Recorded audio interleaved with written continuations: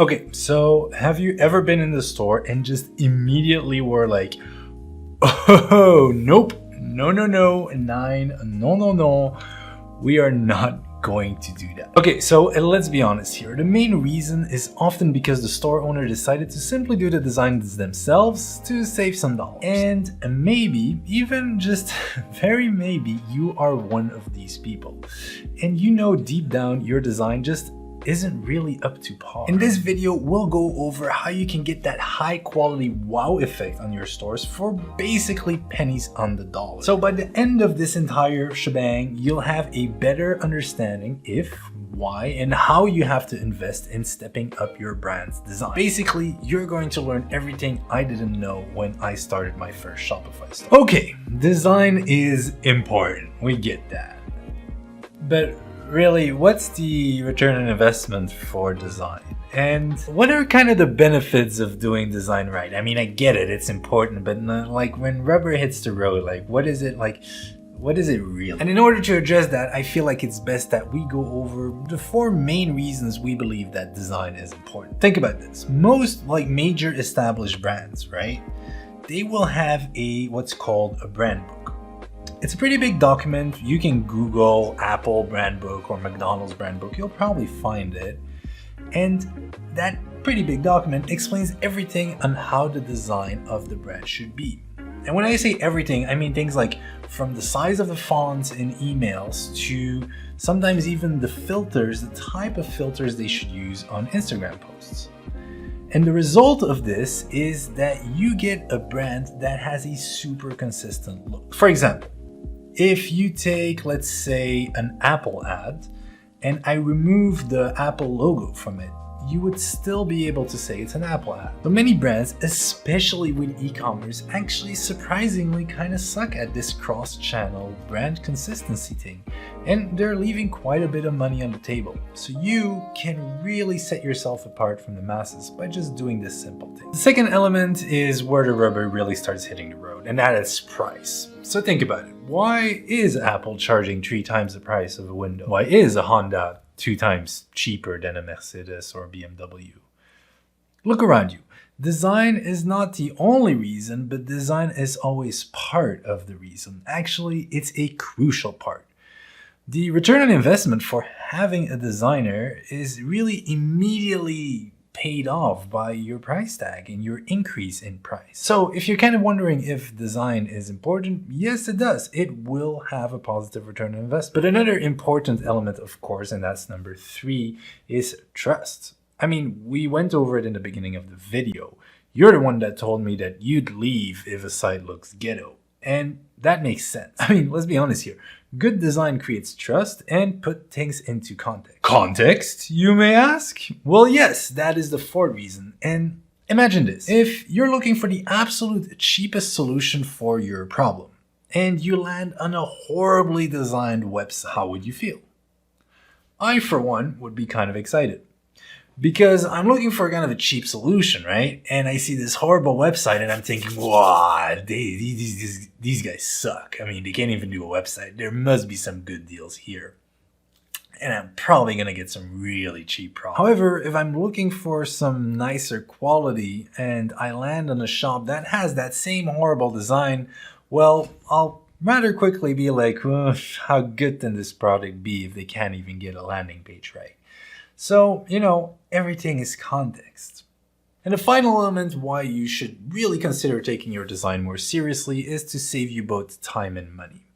Yes, I actually said it, huge news flash, a professional designer will save you time and money. Back in the days when I used to do my own designs, which was a huge mistake, I spent way too much of my time on building stuff and tweaking stuff, by stuff I mean designs, that eventually I'd be just throwing away. I mean, I was super happy with it. I went to bed, I woke up the next morning and I was like, why did I even think this was a good idea, Andrew? And so building beautiful things takes actually quite a bit of experience, practice, and most importantly, patience.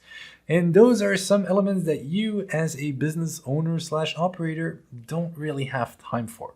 So just hire the pro. Now at this point in the video, you might be like, okay, Andrew, I get it. We should invest in design. But where do we start and how much is this gonna cost me? Because I'm on a budget and it's the end of the year and Facebook ads are going up and how I'm gonna get that fantastic design like you said for just pennies on the dollars, right? That little pitch you gave me in the beginning of the video. Well, I am kind of glad you asked, because actually that's why I haven't done this video alone. I partnered with Penji on this video, and they're a design service that I have used in the past. Now, I'll explain a little bit more in detail on how they work and how it will benefit you. But before I go into the introduction to Penji, I want to talk about all of your options out there, so you kind of have a good overview of what the playing field looks like and what your options are. So if you want to get your brand design up to par, you have a series of options right here. We'll call it the spectrum. And on one side of the spectrum, you have the option of Canva. And Canva is if you're truly on an insane budget and you don't really value your time as an owner operator that much, which again, huge mistake. But if that's the case, you could do what some designers will affectionately refer to the McDonald's of design, which is Canva. Now, don't get me wrong, they can be great, and the templates that they have can really help you guide through some of the basic design principles, and it can make up for a little bit of the experience that you lack of not being a designer. But at the end of the day, it stays kind of a plug and play, drag and drop solution, and you're only gonna pay a couple of bucks a month for it. So we're not really getting a lot of the benefits we mentioned earlier in our video, but at least it's better than using paint, right? If we go back to the spectrum, on the very opposite side of the spectrum, you can go with a in-house designer. Merci beaucoup. So that's full-on pro, and you can definitely hire a person like that and put them on your payroll. Now, depending on the market you're aiming for, because remember, context is everything, this option might actually be a good fit for you. Especially if you're again in the high-end market. Having a full-time designer on your payroll, yeah, that makes sense. You're gonna be able to put that right back into an increase in price. If neither of those are an option, we can go to the middle of the spectrum right here, because I can already hear you think, well, what about Fiverr and Upwork? Honestly, look, it's a little bit of a hit or miss there. In my opinion, all the quality designers and developers are pretty much unavailable. Like if you're good, you're either fully booked or you're not really on those websites. So you're looking for a diamond in the rough. And what you don't want to do is change designers for each project, as you kind of lose brand consistency, and that's a whole mess by itself. So these platforms, Fiverr and Upwork, could work for you, but be prepared to go through a lot of different profiles before you find a good match. It's kind of like finding your diamond in the dirt. And the downside is that once you found your diamond in the dirt, well, eventually that diamond will get a full-time offer somewhere else and leave your little freelancing gig. So that's kind of the downside of it. Also, their pricing can actually become quickly rather expensive because you're paying per project or per hour versus paying unlimited for our next example. And those are the platforms that offer a unlimited, tailored monthly design service for a flat fee. More specifically, in this case, Penji, which is the one we use. To me, frankly, for 95% of you guys out there watching this video, it is going to be the big winner. I mean, I don't really see why you would go with any of the other three. See? I didn't say 3 this time. I said 3. My English is improved. All right, so how do these platforms work? The concept is actually pretty simple. You pay a flat monthly fee and you get a dedicated designer team and unlimited designs. So in order to go a little bit more in the nitty-gritty, and I'll touch on pricing later in this video, but you'll pay $3.99 per month. You get an account manager and you can submit one design project at a time. You can also build up a queue while that design project is being worked on. You can queue other projects. So as soon as that one design project is ready, the designer immediately starts the next one. Obviously, they can only work at one project at a time, and their turnaround rate is actually pretty fast. So there's about 20 business days roughly in a month. If they have a 24-hour turnout rate, they could push about 20 projects out in a month. I mean, our first week, they were pushing out 5 projects a week, which was really impressive. And like I mentioned, all of this is for a flat fee. So there's no additional cost if your queue gets bigger. You know what? Just let me show you. Okay, so first we go to Penji's website, we log in, and right here you have the dashboard, and we need to create kind of a design project on the Penji dashboard. So you fill out the form containing your project title, design category, your explanations, attachment, everything you really need to bring this to success. And remember, you're not gonna get on the phone all that often, so really you want to give as much detail as possible here because this is your main way of communicating. Of course, you're able to communicate with the designer afterwards, there's no problem there, but just you want to be as precise as possible in the initial project brief. It's really going to correlate directly with the quality of the product you're going to get. Once you've finished filling out this entire form, Penji automatically assigns your request depending on your chosen design category. And we'll go over chosen design categories in the pricing section. And then it's pretty straightforward actually. When the designer finishes your project, you get your first draft of your request. And sometimes that draft fits perfectly and is the final version in which you could just download it and use it. Or, you can send feedback and use their interactive tool to kind of give the feedback they need, and then they can go back to fixing what you need, that. Obviously, you can have as many revisions as you want because you can have as many designs as you want. So you pay once, so you don't really have to worry about money, which is really nice. So what we used to do is we just used to build a huge queue up, and then we would just check whenever we get a notification that one of our designers is finished, and we would then log into Penji and kind of give feedback and disappear again. So just build up your queue and let them do their thing. It works pretty well. Now the question I often get asked is who should use this?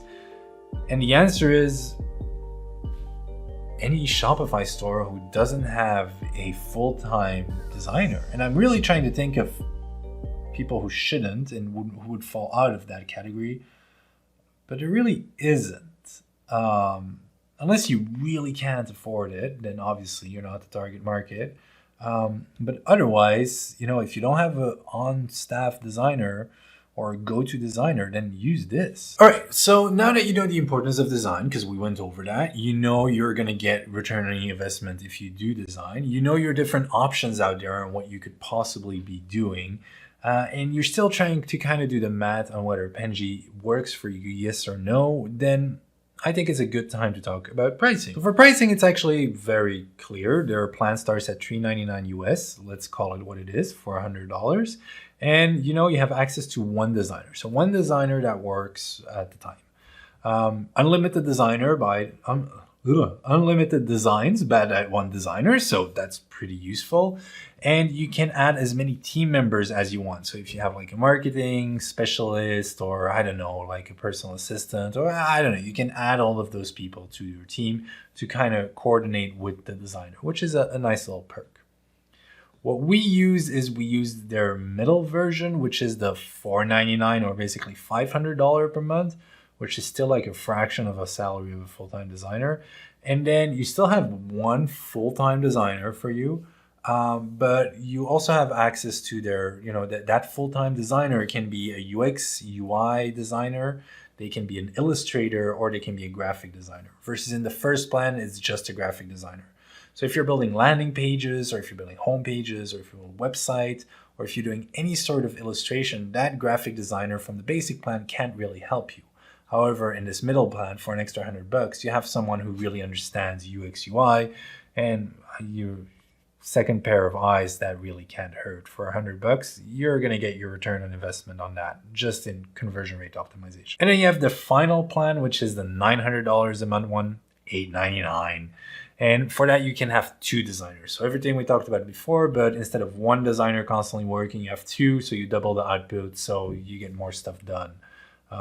If you have a lot of designs, that's a great deal. I mean, at some point, even if you have a big company with a big design team in-house, I would even, have Penji on just to offload some of the work of the in-house design team. At that price, it really makes sense. I think it's a no-brainer. Like, listen, when I started my Shopify stores and then after that my agency and some other businesses, I've been putting design on the sideline for way, way too long.